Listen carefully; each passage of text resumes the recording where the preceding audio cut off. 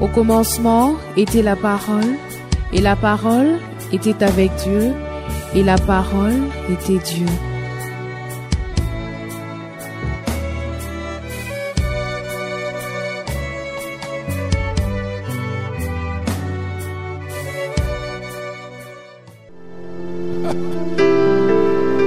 Ah, il y a ces cantiques, ces vieux cantiques d'autrefois qui montent dans mon cœur. Parce qu'il vit, je n'ai rien à craindre. Because he lives, I can face tomorrow. Because he lives, I can face tomorrow. Parce qu'il vit, je n'ai rien à craindre. Je ne veux pas que tu les chantes, je veux que tu les cries. Je veux que tu les déclares. Que les anges au ciel l'entendent. Que le monde des ténèbres l'entendent. Que ceux qui veulent te voir baisser la tête l'entendent. Parce qu'il vit, je n'ai rien à craindre. Parce qu'il vit, je n'ai rien à craindre. Je n'ai rien à craindre. Mes lendemains, mes lendemains sont assurés. Sont assurés. Entre tes mains, entre tes mains, tu tiens ma vie. Tu tiens ma vie. Pour ce temps et l'éternité. Pour ce temps et l'éternité, je sais qu'il vit. Ces chants, c'est la déclaration que nous décidons de faire à cette heure. Parce que tu vis. Parce que nous en sommes certains. Parce que nous en avons des preuves. Nous avons décidé de ne pas avoir crainte. Et nous déclarons que nos lendemains sont assurés. Nous n'avons pas toujours besoin d'avoir tous les détails du lendemain. Quelquefois, nous avons seulement besoin de tenir la main de celui qui maîtrise demain. Et de marcher avec lui dans cet inconnu appelé demain. Et nous y allons avec assurance. Quelquefois avec tremblement. Quelquefois avec crainte. Mais nous y allons quand même. Seigneur, bénis-nous ce matin. Fais-nous du bien au travers de ta parole. Fais surtout du bien à quelqu'un. Je te le demande au nom de Jésus. Quelqu'un m'aide à dire Amen. Que Dieu soit béni. J'aimerais nous inviter à ouvrir nos Bibles dans les livres de Genèse. Genèse au chapitre 29, versets 15 à 35. Assez longue lecture.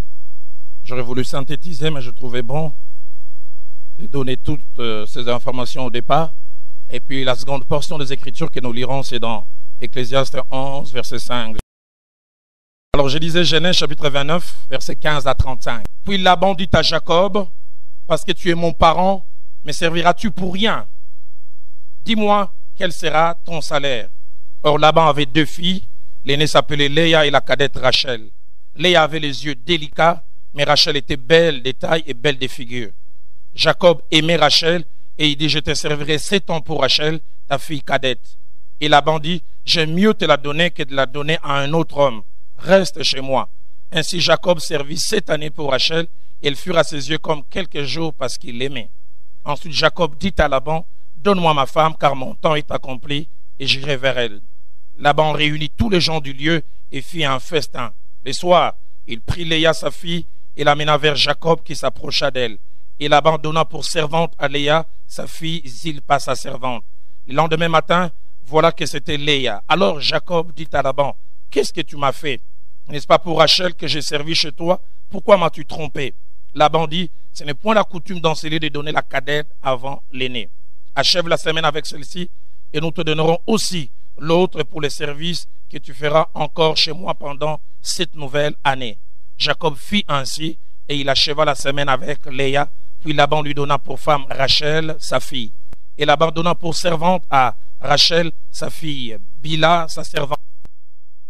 Jacob alla aussi vers Rachel, qu'il aimait plus que Léa, notez déjà cela, et il servit encore chez Laban pendant 7 nouvelles années.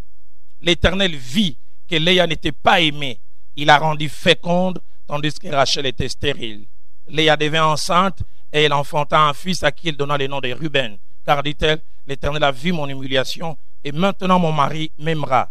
Elle devint encore enceinte et elle enfanta un fils et elle dit, l'Éternel a entendu que je n'étais pas aimée et il m'a aussi accordé celui-ci. Et elle lui donna le nom de Siméon.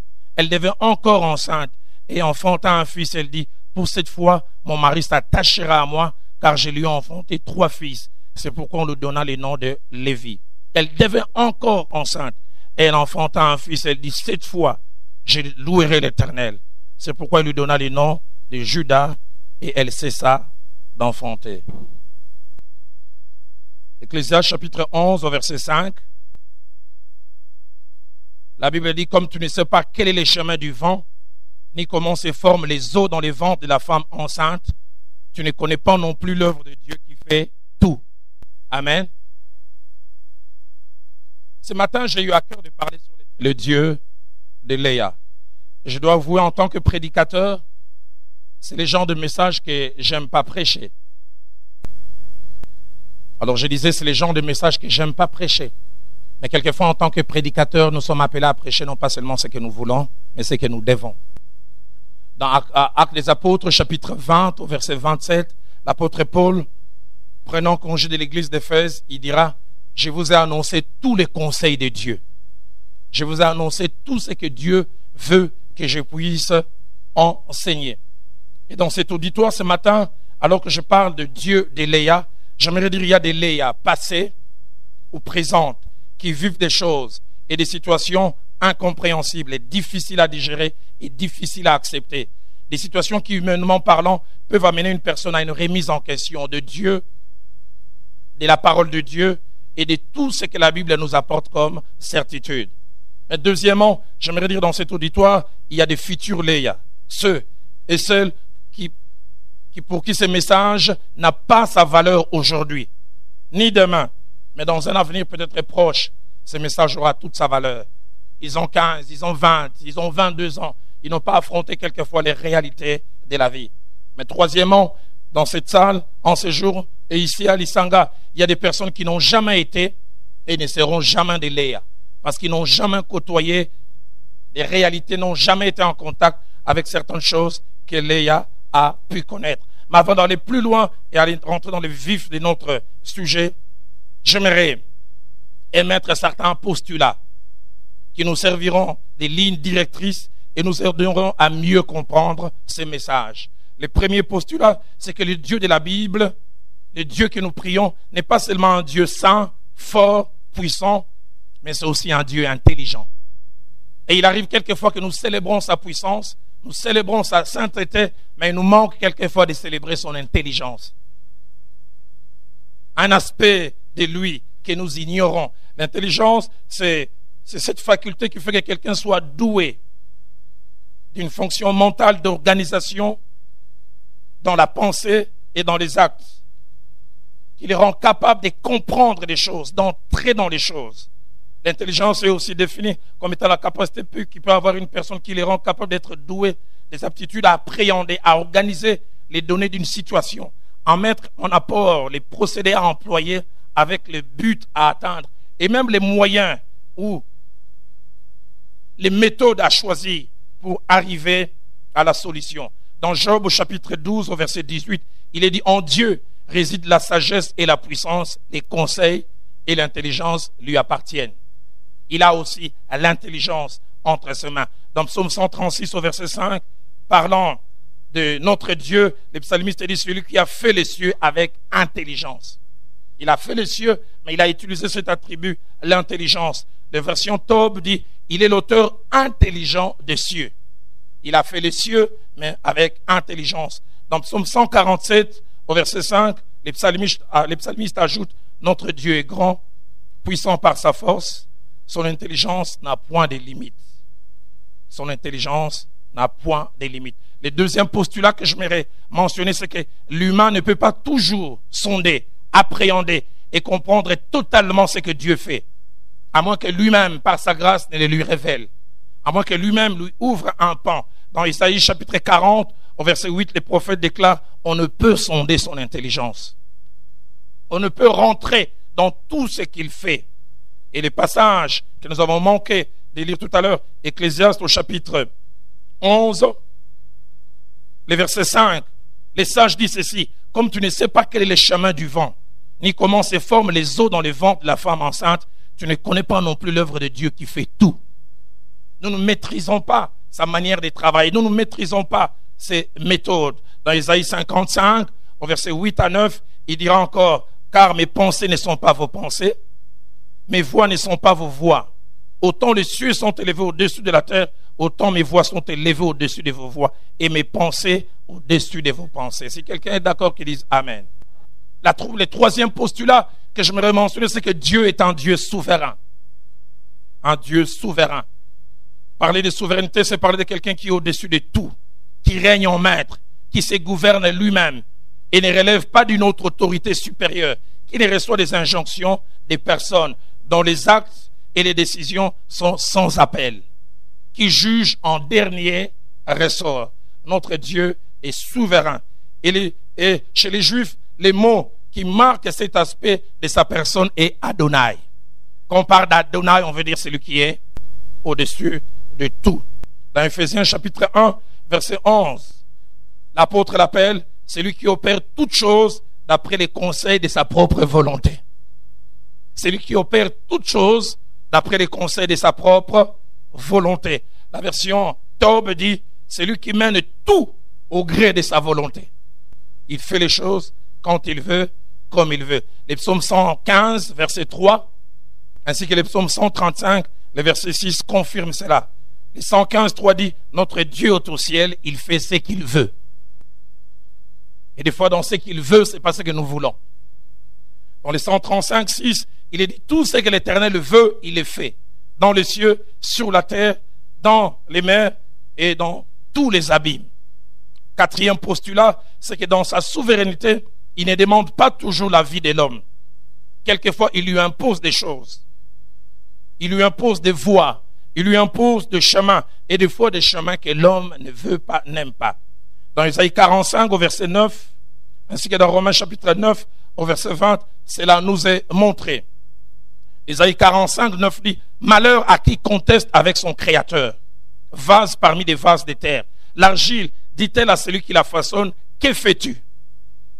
Où est-ce que tu veux m'amener » Romains 9, 20 dit « Ô homme, toi plutôt, qui es-tu pour contester avec Dieu? Les vases d'argile dira-t-il à celui qui la forme, pourquoi m'as-tu fait ainsi ?» Cinquième postulat, c'est que ce que Dieu connaît et comprend dès le début, et même avant, l'homme ne les comprend qu'après. Et même des fois, il ne les comprendra jamais. Dans Genèse chapitre 45, au verset 5, c'est après qu'il ait compris, comme le pasteur Mbouma Toms l'a prêché sur le puzzle, il a compris par tous les parcours ce que Dieu voulait faire, que Joseph pourra dire à ses frères, ne vous affligez pas, ne soyez pas fâchés de m'avoir vendu pour être conduit ici, car c'est pour vous sauver la vie. J'aime ce qu'il dit que Dieu m'a envoyé.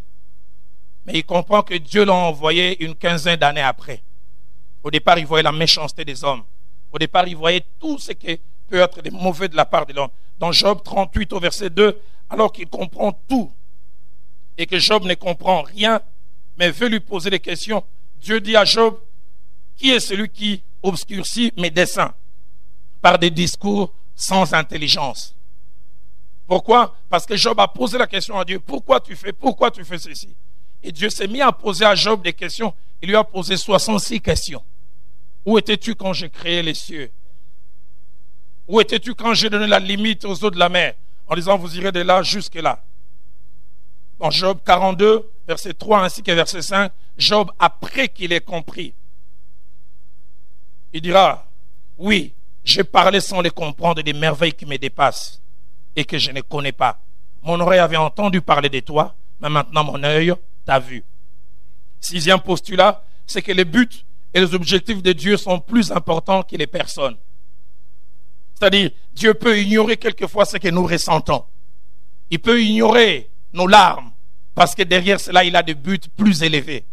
Et comme nous voyons qu'aujourd'hui, nous avons comme point focal notre souffrance, notre malheur. Dans Isaïe chapitre 53, au verset 5, ainsi qu'au verset 10, il est dit de Christ, il était blessé pour nos péchés, brisé pour nos iniquités. Le châtiment qui nous donne la paix est tombé sur lui. Et dans ces meurtrissures, nous sommes. Il a dû souffrir. Mais dans cette souffrance, il y avait un but derrière. Lui, il a souffert, il a peiné. Et j'aime encore le verset 10, un passage difficile, non seulement à lire, mais à prêcher. La Bible dit, il a plu à l'Éternel de les briser par la souffrance. J'aimerais dire, il y a des choses qui plaisent à Dieu et qui ne nous plaisent pas. Dieu a trouvé bon de les briser, mais par la souffrance. Mais j'aime, après, il est dit, après avoir livré sa vie en sacrifice, il verra une postérité nombreuse et il prolongera ses jours et l'œuvre de l'Éternel prospérera entre ses mains.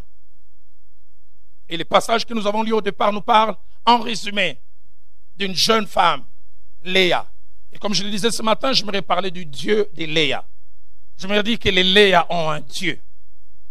Les Léa, des personnes qui passent par des situations difficiles. Et par rapport aux Léa, j'ai un certain nombre de choses que Dieu m'a mis à cœur de mentionner. La première des choses qui caractérise les Léa, c'est qu'elles ont l'impression que Dieu est injuste. Les Léa ont l'impression que Dieu favorise certaines personnes, aime plus certaines personnes que d'autres. Soit elles les pensent et les disent, soit elles les pensent, ne les disent pas, mais ne les pensent pas moins. Combien de fois on a l'impression que Dieu est Dieu, mais il est Dieu pour les autres. On a l'impression que Dieu agit, mais il agit chez les autres. On se demande quel genre de prière que les autres font, que moi je n'arrive pas à faire. Qu'est-ce qui fait qu'eux obtiennent telle chose? Nous avons le même Dieu, la même Bible, et nous faisons des fois les mêmes techniques, si je peux parler ainsi. Les Léa ne comprennent pas. Genèse chapitre 29, versets 16 à 17, nous parle de l'aspect physique de Léa. La Bible dit, or Laban avait deux filles. L'aînée s'appelait Léa, qui veut dire fatiguée, qui veut dire vache sauvage. Et la cadette s'appelait Rachel. Mais écoutez ce que le verset 17 ajoute. Léa avait les yeux délicats. D'autres versions disent des yeux qui ne voyaient pas bien. Une autre version encore dit qu'elle avait une mine chétive. D'autres versions disent encore qu'elle avait des yeux ternes.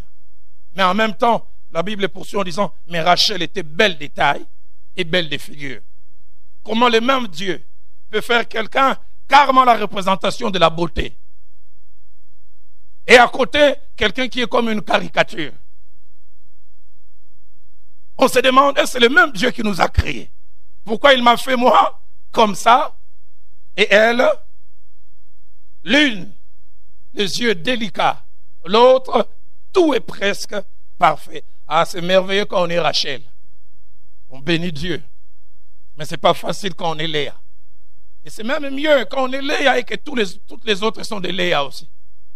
Mais le plus difficile, c'est quand on est Léa et à côté, il y a des Rachel. C'est bon quand tu passes par la crise et tu vérifies, tout le monde manque aussi. Mais le plus difficile, c'est quand toi tu manques, les autres mangent et mangent à l'excès. Tu as difficile à trouver un $10. Tu entends quelqu'un venir, frère, Dieu, Jéhovah Jireh, j'ai obtenu un marché de $15,000 et Sengoto et Sengoté. Tu dis Sengo. Au fond de toi, tu dis Baninga. Ah, mais j'aimerais dire à quelqu'un, le Dieu qui fait Rachel, c'est aussi le Dieu qui fait Léa. Pourquoi il est fait, je ne sais pas. Genèse chapitre 29, au verset 18, nous parle du choix de Jacob. Jacob aimait Rachel et dit, je te servirai 7 ans pour Rachel, ta fille cadette. Déjà, elle était handicapée par l'aspect physique. Et quand ces jeunes hommes atterrissent dans leur famille, ses yeux ne sont que sur Rachel. Elle a l'impression de faire partie du décor. Elle n'est pas regardée. Et la fourchette allant de Genèse 29, 23 à 25 nous montre la tricherie de Laban, moyen qu'il a utilisé pour que Léa ne reste pas une vieille célibataire. Il veut sauver les apparences et il impose une coutume. On ne peut pas prendre la cadette sans que l'aîné ne soit marié, mais sans résultat. Parce que quand il a fait cela, le lendemain, Jacob s'est rendu compte, rejet. C'est comme s'il a dit, mais qu'est-ce que vous m'avez donné? Genèse 29, 32 à 34 nous montre sa quête d'être aimé, mais sans résultat. Elle est presque greffée dans un couple où elle ne devait pas être. Le verset 31 nous fait déjà un clin d'œil sur la façon dont Jéhovah traite Léa. L'Éternel vit que Léa n'était pas aimée et il la rendit féconde, tandis que Rachel était stérile. Le verset qui suit dit, Léa devint enceinte et elle enfanta un fils à qui elle donna le nom de Ruben, car, dit-elle, l'Éternel a vu mon humiliation et maintenant mon mari m'aimera. Pour dire on ne l'aimait pas. En quête d'affection, en quête d'amour. Le verset 33 dit, elle devint encore enceinte et elle enfanta un fils et dit, l'Éternel a entendu que je n'étais pas aimé. Il m'a aussi accordé celui-ci et lui donna le nom de Siméon. C'est-à-dire même Dieu au ciel a entendu. Ce n'était pas visible, c'était audible. Pourquoi? Parce que les compliments n'allaient que vers Rachel. Le verset 34 dit, elle devint encore enceinte. Elle enfanta un fils et elle dit, pour cette fois-ci mon mari s'attachera à moi, car je lui ai enfanté 3 fils. C'est pourquoi on lui donna les noms de Lévi. En quête d'affection. Elle cherche par tous les moyens à être aimée. Ah, combien les Léa souffrent. Deuxième chose qui caractérise les Léa sont des borgnes spirituelles. C'est-à-dire, elles ont une vue bouchée. Elles ont une vue limitée. Elles voient simplement dans une petite direction. Les Léa ont l'impression que Dieu serait Dieu si Dieu fait certaines choses. Pourquoi? Parce qu'elles ont des besoins essentiels. Pour Léa, Dieu ne sera Dieu que si on m'aime. Mais tellement focalisée sur un aspect, quand Dieu fait d'autres choses, elle ne voit pas. Genèse 29, 31, la Bible déclare, l'Éternel vit que Léa n'était pas aimée. Et il la rendit féconde, tandis que Rachel était stérile. Dieu essaye même d'égaliser. Dieu essaye d'équilibrer. Mais les Léa sont tellement focalisés sur l'amour, quand même, le fait que Dieu les visite par la fécondité, ça leur dit rien. C'est comme si elle voulait dire, j'aurais préféré qu'on m'aime pas. J'aurais préféré ne pas avoir d'enfant. Mais que l'on puisse m'aimer. Combien de fois nous sommes focalisés sur une chose? Et pour nous, Dieu sera Dieu quand il fera cette chose. Comme cette jeune fille qui pria avec moi il y a plusieurs années. Pasteur, prie, je ne veux pas être une vieille célibataire. 27 ans, toujours personne. 28 ans, 29 ans. Les jours de ses 30 ans, je la vois rentrer dans mon bureau comme une fusée. Pasteur, Dieu a ouvert la mâchoire du frère. Il a fini par parler. Elle s'est mise à rouler par terre en criant Lingala, Azanzambe, Azanzambe, Azanzambe. Je l'ai accompagné un peu durant une vingtaine de minutes. Quand elle a fini, j'ai dit Azalaki Nzambe avant. Souvent, nous pensons que Dieu devient plus Dieu quand il a fait quelque chose. Dieu n'est pas moins Dieu avant et plus Dieu après. Mais les Rachel sont bornes. Plutôt les Léa sont bornes. Les Léa disent Dieu ne sera Dieu que s'il fait ça. Dieu ne sera véritablement Dieu que s'il me donne un emploi. Dieu ne sera véritablement Dieu que s'il ouvre telle porte. Ah, mais j'aime les amis de Daniel. Quand on les a amenés devant le feu, ils ont dit notre Dieu peut nous délivrer. Et même il nous délivrera certainement. Mais ils disent même s'il ne les fait pas. C'est-à-dire ils ne réduisent pas leur Dieu à une chose. Mais pour les Léa, Dieu n'est Dieu que s'il agit dans une certaine direction. Dans Juge, chapitre 6, au verset 13, alors que l'Éternel garde quand même son peuple malgré l'oppression, alors que l'Éternel pourvoit afin que ce peuple puisse planter, et l'ange de l'Éternel apparaît à Gédéon, il lui dit, vaillant héros, l'Éternel est avec toi. Écoutez sa réponse, ah mon Seigneur, si l'Éternel était avec nous, pourquoi toutes ces choses nous sont-elles arrivées? Dieu n'est plus Dieu parce que ça c'est arrivé. Si l'Éternel était avec nous, pourquoi toutes ces choses nous arrivent? J'aimerais dire à quelqu'un, malgré les choses qui peuvent arriver, Dieu reste Dieu. Ne reste pas obtus, ne reste pas borné dans une certaine direction. Seulement, tu qualifieras Dieu de Dieu puissant, puissant, parce qu'il aura fait telle chose. Dieu n'est pas limité à ce que je vois, au peu qui est devant mes yeux. Troisième des choses que j'aimerais mentionner concernant les Léa, elles ont l'impression que Dieu, malgré leur zèle et leur consécration, ne les paye pas en retour suffisamment. Dieu les laisse être humiliés au plus haut degré. C'est comme s'il dit, s'il m'aimait, pourquoi il permet que de telles choses m'arrivent? Pourquoi il permet que je passe par un tel chemin? Il est dit des deux, ce sont les commentateurs et même les rabbins juifs qui enseignent que Léa a été consacrée à Dieu. Il semble qu'elle aimait chanter pour Dieu. Et que Rachel, c'était quelqu'un qui ne s'intéressait pas beaucoup aux choses spirituelles. Mais alors que celle qui s'intéressait aux choses spirituelles ne vivait rien, celle qui n'avait aucun intérêt pour les choses spirituelles était aimée. Dans Genèse 30, verset 6 jusqu'au verset 13, la Bible nous montre l'instant où sa sœur, qui n'avait pas d'enfant à un moment, commence aussi à être visitée. C'est vrai au départ, au travers de l'une de ses servantes. Écoutez ce que la Bible dit au verset 6. Rachel dit, parce qu'elle vient d'avoir un enfant au travers de sa servante, Dieu m'a rendu justice. Il a entendu ma voix et il m'a donné un fils. C'est pourquoi il appela ce fils du nom de Dan. Auparavant, il était la seule à avoir. Ça la rassurait à un moment. Mais voilà, Rachel commence aussi à avoir des enfants. La Bible poursuit en disant, Bila, servante de Rachel, devint encore enceinte et enfanta un second fils à Rachel. Et Rachel dit, j'ai lutté divinement contre ma sœur et je l'ai vaincue. Elle appela du nom de Nephtali. J'aimerais contextualiser ça. C'est comme si vous étiez ici à Kinshasa. C'est comme si Rachel s'élève un jour et dit, tu peux, hein? Vous parlez trop. Dieu nous a visités aussi. Il dit, j'ai lutté divinement contre ma sœur et je l'ai vaincue. Il dit, Seigneur, on m'a vaincu en beauté. On m'a vaincu en affection.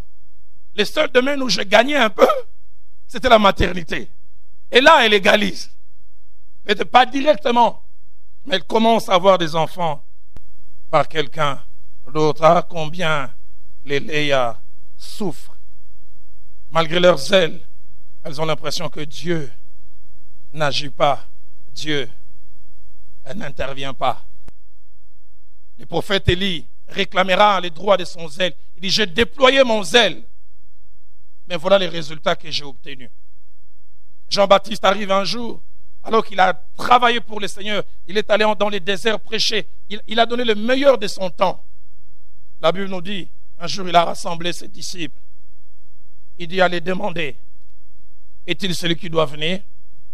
Ou devons-nous en attendre encore un autre? J'aime beaucoup, c'est mentionné dans Matthieu chapitre 11, mais j'aime bien ce qui est dit avant. Écoutez ce que Matthieu 11, versets 2 à 3. Jean ayant entendu parler dans sa prison des œuvres du Christ, lui fit dire par ses disciples, il a entendu, cet homme il guérit les malades, cet homme il purifie les lépreux, cet homme, et il dit, et moi qui ai engagé mon zèle pour le présenter, moi qui ai dit, voici la voix de celui qui crie dans le désert, celui qui vient après moi est plus grand que moi. Il envoie une délégation. Es-tu celui qui doit venir ou devons-nous en attendre un autre? Ah, c'est pas facile d'être Léa. On a l'impression que Dieu ne nous paye pas en retour comme on aurait dû être payé. Quatrième chose qui caractérise les Léa sont instables. Les Léa sont inconstantes. Manque de constance. C'est-à-dire elles passent toujours par des extrêmes. Elles ne sont jamais mesurées. Elles ne sont jamais équilibrées. Les Léa, lorsqu'elles doutent fort. Mais lorsqu'elles croient aussi, elles croient fortement. Les Léa ne sont jamais équilibrées, pas mesurées. Dans Genèse 29 au verset 35, la Bible dit, elle devait encore enceinte et enfanta un fils. Et elle dit, cette fois-ci, je louerai l'Éternel. Waouh! La Léa est au pic de sa foi. Je ne veux plus me plaindre. Je ne veux plus jeter le regard à côté. Cette fois-ci, je louerai Dieu. Ça, ce sont ce que les Léa peuvent faire. Cette fois-ci, je ne veux plus me poser des questions. Cette fois-ci, je ne veux plus me plaindre. C'est pourquoi elle donna à cet enfant le nom de Judas. Et là, je me rouvrir une parenthèse que je me fermer rapidement. Louer Dieu est un choix. et même un choix volontaire qui ne va pas toujours de pair avec ce que nous ressentons. Il dit, cette fois-ci, je le louerai. Je prie que ce matin, quelqu'un décide malgré ce qui se passe, dit, cette fois-ci, je vais le louer. Quel que soit ce qui se passe, je veux le louer. Dans Psaume 103, verset 1er, les psalmistes se dit, mon âme bénit l'Éternel. Il dit que tout ce qui est en moi bénisse son saint nom. Vous savez, l'homme est un être tripartite. Il arrive des fois, il y a lutte dans les trois parties de l'homme. Il y a une partie qui est prête à louer, l'autre est rebelle. Il arrive des fois, l'esprit est disposé, mais l'âme dit non. Moi, je n'ai pas mangé, toi, esprit, tu veux me pousser à louer. Et le psalmiste dit que tout ce qui est en moi bénit son saint nom. Et là, Léa, au pic de sa foi, bénit Dieu. Cette fois-ci, je vais le louer. Cette fois-ci, je vais chanter. Cette fois-ci, je vais célébrer. Dans Samuel 27, au verset 1er, la Bible nous parle aussi de quelqu'un qui, comme Rachel, comme Léa plutôt, est passé par un moment de doute. David, il s'appelait. Il avait reçu l'onction royale, mais il passe par des situations difficiles. Lui-même dit, David dit en lui-même. Combien de fois nous disons des choses en nous-mêmes? David dit en lui-même, je périrai un jour par la main de Saül. Il y a des certitudes qui ne sont pas certitudes. Et si elles sont certitudes, elles ne sont que pour nous, mais pas pour Dieu. Car Dieu reste Dieu, malgré ce que nous ressentons. Cinquième des choses, c'est que les Léa durent plus que les Rachel. Malgré leurs souffrances, malgré les problèmes par lesquels elles passent, les Léa durent plus longtemps que les Rachel. Genèse 35 au verset 19 nous parle de l'instant où Rachel, la bien-aimée de Jacob, meurt entre Bethel et Mamré. C'est la personne que Jacob aimait le plus. Et Léa, malgré qu'on ne l'aimait pas, elle est restée longtemps à côté de cet homme. À un moment, Dieu a enlevé l'adversité. Et Léa est restée jusqu'au soir de la vie de Jacob. J'aimerais dire à une Léa, Dieu ne t'abandonne pas. Les Léa durent plus. Et Genèse 46, 8 à 27, nous montre l'instant où la délégation de Jacob entre en Égypte. Certains commentateurs disent qu'elle est rentrée avec. Elle faisait partie de la délégation. Et Genèse 49, verset 31, nous montre l'instant où elle est morte. Certains disent qu'elle est morte avant qu'il n'ait quitté Canaan, mais la plupart des commentateurs disent qu'elle est morte en Égypte. On est allé l'enterrer dans les champs achetés par ses arrière-grands-parents. Les Léa durent plus que les Rachel. Sixième et avant-dernière chose, c'est que les Léa sont enceintes des grandes choses qui sont plus grandes qu'elles et qu'elles ignorent. Les Léa sèment dans les larmes, là où d'autres moissonneront avec chant d'allégresse. Elles sont enceintes des choses plus élevées. Les Léa sont un peu comme l'apôtre Paul a dit, la mort agit en nous, afin que la vie agisse en vous. Les Léa expérimentent la mort, afin que d'autres plus tard expérimentent la vie. Les Léa vivent des choses négatives, afin que d'autres plus tard vivent des choses positives. Les Léa passent par les chemins mentionnés par Samson. Quand Samson donne cette énigme, il dit de ce qui mange est sorti ce qui se mange. J'aimerais dire à quelqu'un, de cette situation qui veut te manger, sortira quelque chose que tu vas manger. Les Léa sont comme les personnes que Hébreux 11, 13, ainsi que 39 mentionnent. Ces deux passages sont bizarres. Écoutez ce que la Bible dit. Tout cela, à la foi desquels il a été rendu témoignage, n'ont pas obtenu ce qui leur a été promis. J'aimerais m'arrêter un moment. J'ai dit, mais il y a quelque chose qui ne va pas là. Il avait dit, ils n'ont pas obtenu ce qui leur avait été, mais pourquoi les promettre? Dieu a dit, mais finalement au soir de leur vie, non, rien vu. Ils sont partis en croyant que celui qui avait fait la promesse n'est pas fidèle. Ils n'ont pas obtenu ce qui leur avait été promis. C'était le verset 39. Mais le verset 13 dit, c'est par la foi qu'ils sont morts sans avoir obtenu les choses promises. Mais la Bible dit, ils les ont vus et salués de loin. Mais ce qui me choque, c'est toujours les choses qui leur ont été promises. Comment Dieu peut promettre et savoir qu'il ne va pas accomplir? Ah, ça, les Léa ont difficile à saisir cela. Les Léa ont difficile à appréhender cela. Les Léa se demandent, est-ce que ça vaut la peine de servir Dieu? Mais Dieu, comme je l'ai dit, fait de Léa des personnes enceintes des choses plus grandes. S'il est vrai que Léa et Rachel comptent dans l'histoire d'Israël, Léa occupe une place spéciale. Ruth chapitre 4, verset 11, par des propos adressés par le peuple à Bethléem, à Boaz, au moment où il accueille Ruth comme épouse. Écoutez ce que le peuple a dit à Boaz, que l'Éternel rende ta femme, plutôt la femme qui entre dans ta maison, semblable à Rachel et à Léa, qui toutes deux ont bâti la nation d'Israël. Malgré les choses négatives par lesquelles elle est passée, elle fait partie des piliers dans l'histoire d'Israël. Elle n'en avait pas l'impression. Elle s'est demandé par quoi suis-je en train de passer. Mais Léa, elle était enceinte de quelque chose de plus grand. Quelque chose qu'elle n'a pas palpé. Quelque chose qu'elle n'a pas touché. Quelque chose qu'elle a sûrement contemplé seulement dans la gloire. Léa a eu à produire 3 enfants qui ont fait la différence parmi les 12 enfants que Jacob a pu avoir. Tous les enfants, chacun a pu faire quelque chose, mais Léa a produit 3 enfants particuliers. Le premier enfant, c'est Issachar. Dans 1 Chronique chapitre 12, verset 32, la Bible nous parle d'une tribu spéciale, avec des aptitudes spéciales, qui a joué un rôle spécial à côté du roi David quand il a accédé à la royauté. La Bible dit des fils d'Issachar, ayant l'intelligence du temps pour savoir ce que devait faire Israël. Ils avaient l'intelligence du temps. C'était des clairvoyants. Mais c'était des produits de Léa. J'aimerais dire, quelquefois Léa souffre, mais c'est que Léa ne sait pas ce que dans son sein, elle a Issachar, qui va accomplir de grandes choses, qui va accomplir des choses merveilleuses. J'aimerais dire à une Léa en ces jours, Dieu est plus intelligent que toi. Dieu voit plus loin que toi tu ne vois. Deuxième merveilleuse tribu que Léa a produit. Deutéronome 33, versets 10 à 11, nous parle de la tribu de Lévi, à laquelle fut confié les sacerdoces. Ils avaient la responsabilité et de l'enseignement et du service dans les temples. Pas de Rachel.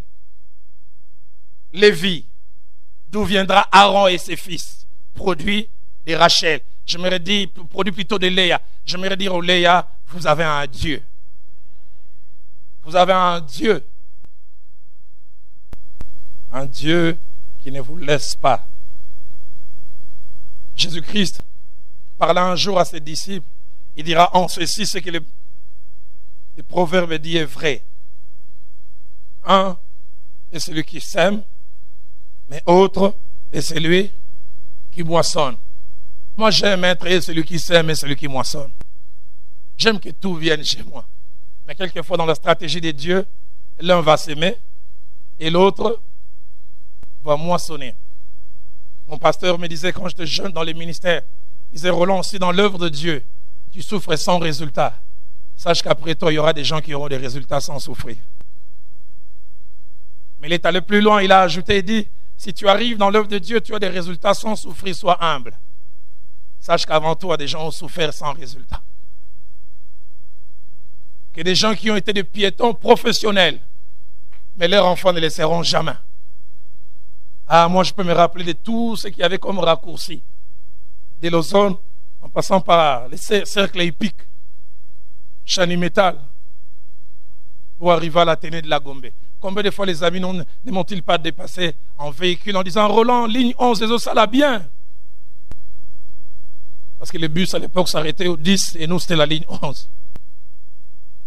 Et quand je revois ces petites aller à l'école, et des fois elles disent non, nous n'irons pas avec ces véhicules qui fument. Je dis ah, elles au moins elles ont les choix. Est-ce que moi j'avais les choix? Les rares fois où j'ai pu monter de temps en temps dans un véhicule, mon père avait une vieille voiture Volkswagen. Et ces VO étaient compliqués. il tombait en panne toujours devant le lycée Tobongisa. Vous savez, à l'époque, vous avez 16, 17, 18 ans, vous commencez à faire les fierros devant les jeunes filles. Et quand vous arrivez là, ça commence avec tout. Et nous, déjà, quand on arrivait là, mon jeune frère, on les appelait à l'époque Bamoumi, des Bamoumi Bazar. Et Koufa, et quand on traîne, il se regarde. Qu'est-ce que vous attendez pour descendre? Et on était obligés. Et on le maudissait.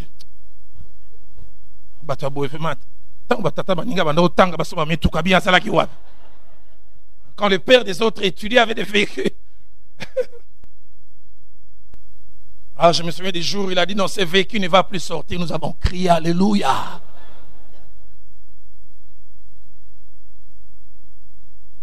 Un est celui qui sème, autre est celui qui moissonne. Et quelquefois Dieu laisse les laits à s'aimer là où d'autres vont moissonner. Mais la Bible ne va plus loin. Dans Genèse 49, verset 8 ainsi que verset 10, la Bible nous parle de la grande bénédiction prononcée par Jacob avant de mourir. Et là il parle d'une des tribus sortie encore de Léa, Juda. Juda, tu recevras les hommages de tes frères. Ta main sera sur la nuque de tes ennemis. Les fils de ton père se prosterneront devant toi. Les sceptres ne s'éloignera point de Juda, ni les bâtons souverains d'entre ses pieds, jusqu'à ce que viennent les Shiloh et que le peuple lui obéisse. Elle a souffert. Elle a eu l'impression que Dieu était injuste. Elle a eu l'impression que Dieu n'était que pour l'autre. Mais ce qu'elle ne savait pas, c'est qu'elle était enceinte de Juda. Elle était enceinte de Lévi. Elle était enceinte de la tribu clairvoyante. J'aimerais dire à quelqu'un, Dieu, c'est aussi le Dieu de Léa. Et quand Dieu fait des choses pour les Léa, il ne dit pas tout au départ. Quelquefois, il s'était. Et même quand il s'était fortement. Plusieurs autres passages nous montrent la primauté de la tribu de Juda. Exode 31, verset 2, nous montre quelqu'un qui a joué un grand rôle dans la vie d'Israël, Betsalel. Betsalel était de la tribu de Juda, donc descendant de Léa. Nombre 10, verset 14, nous montre encore qu'au départ du mont Sinaï, c'est la bannière du camp des fils de Juda qui partit en premier. Juge chapitre 1er, verset 1 à 2, et Juge 20, verset 18, la Bible dit, après la mort de Josué, les enfants d'Israël consultèrent l'Éternel en disant, qui d'entre nous montera les premiers contre les Cananéens? L'Éternel répondit, Juda montera. Juda, descendant de Léa. Dieu sait s'occuper de Léa. Et Léa, dans la gloire, en voyant ces choses, pouvait se dire, je n'ai pas souffert en vain. J'ai pleuré, mais d'autres sont en train de moissonner. Les enfants d'Israël se levèrent, montèrent à Bethel et consultèrent Dieu en disant, qui de nous montera les premiers pour combattre Benjamin? Et l'Éternel répondit, Juda montera le premier. Septième et dernière chose, avant que nous puissions passer un petit moment dans la prière, c'est que les Léa finissent la course en ayant l'impression que Dieu a échoué. Mais j'aime bien insister, ce n'est qu'une impression. Les Léa meurent en étant spectatrices de voir la beauté de Rachel, de voir l'amour qu'on accorde à Rachel, de voir finalement Dieu la visiter, mais de voir finalement aussi Rachel commencer à avoir des enfants. De voir combien ces maris s'attachent à l'autre. Et les Léa meurent en se disant, Dieu dans ma vie n'a rien fait. Et ce qui me permet de revenir encore à ce passage glorieux et merveilleux. Hébreux chapitre 11, versets 39 à 40. J'aimerais vous encourager à souligner cela dans vos Bibles. Hébreux 11, 39 à 40.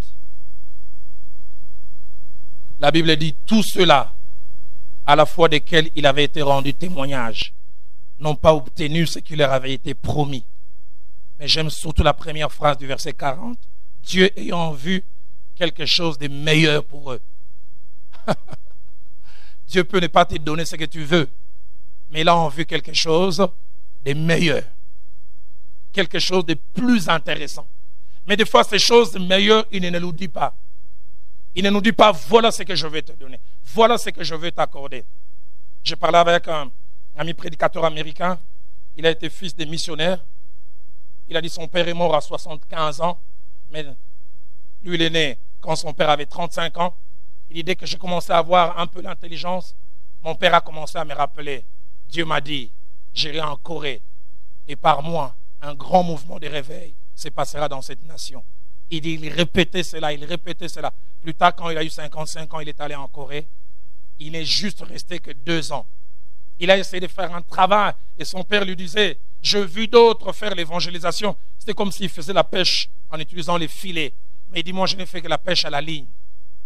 Il n'a gagné qu'une personne. Et après les 2 ans, quand il est rentré, il avait l'impression qu'il a échoué. Et avant sa mort, il pleurait sur son lit de mort en disant à son fils, Dieu m'a trompé. Dieu m'avait parlé que je serais celui par qui un grand mouvement de réveil va se passer en Corée. Et ses frères me disaient, Roland, tu sais quoi? 15 ans après la mort de mon père, j'arrive en Corée, un pasteur m'invite. Il avait plus de 200 églises. L'assemblée où il se réunissait un seul dimanche, il se réunissait au moins 120 000. Il dit, les jours où il m'invite pour prêcher, juste avant que je ne prenne la prédication, la parole pour la prédication, il dit, j'aimerais en ces jours rendre gloire à quelqu'un dont Dieu s'est servi du Père pour que je devienne celui que je suis. Il dit, son Père est venu il y a tel nombre d'années prêcher dans cette nation. Il semble que j'ai été le seul à être gagné. Mais après lui, regardez tout ce qu'il y a. Ce jeune homme s'est mis à pleurer. Ses pères est mort en pensant que la prophétie de Dieu ne s'était pas accomplie. Mais la prophétie de Dieu s'est accomplie, non pas au travers de lui directement, mais au travers de quelqu'un que lui, il a gagné. Les Léa, quand elles partent, elles ont l'impression que Dieu a échoué. Mais j'aimerais dire aux Léa, Dieu n'échoue jamais. Dieu n'échoue jamais. Dieu n'échoue jamais. Dis avec moi, Dieu n'échoue jamais. Déclare-le encore, Dieu n'échoue jamais. Déclare-le encore, Dieu n'échoue jamais. Dis-le avec moi, Léa cache Issachar. Déclare-le encore avec moi, Léa cache Judas. Déclare-le encore avec moi. Alléluia. Es-tu spectateur, spectatrice? Tu assistes à la visitation de Dieu dans la vie d'autres personnes et tu as l'impression que toi, Dieu ne te visite pas. Et tu es assis ici ce matin, ici au Alisanga, et tu as l'impression que ton zèle ne paye pas, ta consécration ne paye pas. Tu fais beaucoup, mais en retour, Dieu fait pas ou peu. Quelqu'un qui, comme Léa veut dire, cette fois-ci, je veux le louer. Même quand je ne comprends pas, je veux le louer.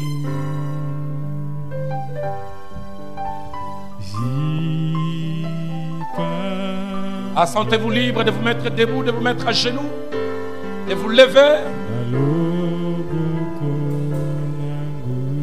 Cette fois-ci, je veux le louer.